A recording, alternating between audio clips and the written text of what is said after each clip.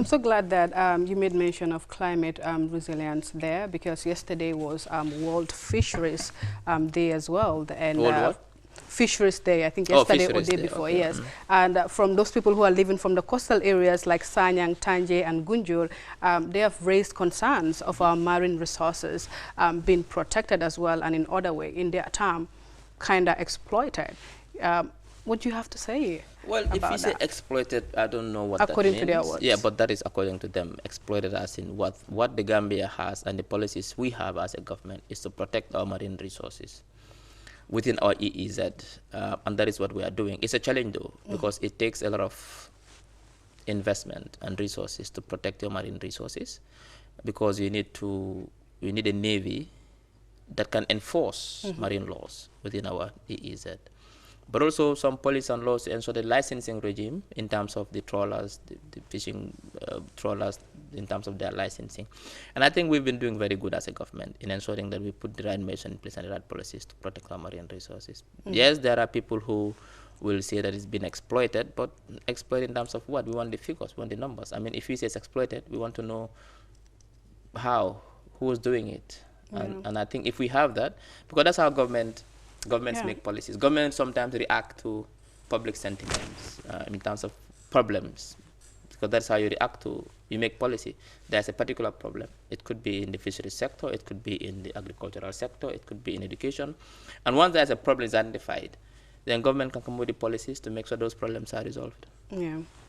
I'm sure most of the complaints have been from the mines and also foreign fishermen here and there. But aside from that, Doctor, we have also seen on the headlines that 2 Gambia-flagged crude oil tankers were hit by explosion, that is carrying oil from Russia, which was hit off the source of the Turkish coast by Ukraine. What does that mean for the Gambia? Well, what does it mean? It doesn't mean anything for the Gambia. Gambia is a country which is safe, which has good laws. That is why some ships come to register in Gambia. It's like in the aviation sector. There are some planes, some airlines that register there. Because this is how the international shipping works. Any ship can go to any country and get their ships registered. As long as the country has laws and regulations to ensure that this is not abused, but also to ensure due diligence is done, so that the ships that are been given the licenses to fly our flag following the international law. Now, what is important here is that there is a country in Africa today, they have no ship, but they have over 200 ships flying with their flag. It is normal.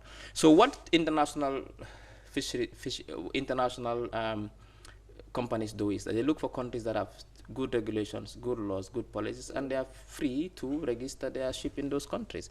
Now, if you register if you have a car, and I know you are from URR, perhaps, I'm just giving an assumption. You have a car, and you are from URR, and you register in Banjul, which is absolutely fine. Then you drive your car in URR, and it get hit. Do you blame Banjul for that?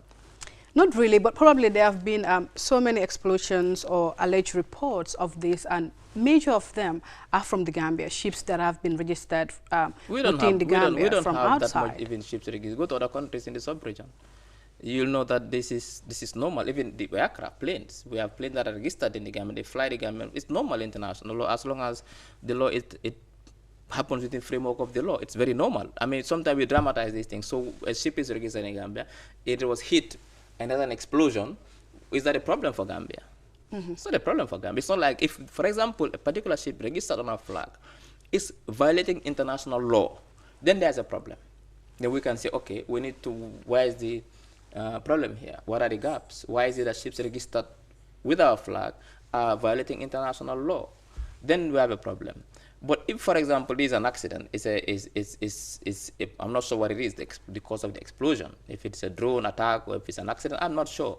But what I'm trying to tell you is that a ship is registered in Gambia, following due process, following all the laws, both local and international, going about their business, get struck, and there is an explosion. Why is the Gambia to be blamed for that? Oh, maybe because the flag is there. A flight is registered in the Gambia, which is normal, quite normal, and if flights can register, it's a part of aviation law, that flights can decide to register in any country. And they mostly go for countries that have good laws and good regulations and that are respected. Because if you register a flight or a ship in a country that has a bad reputation.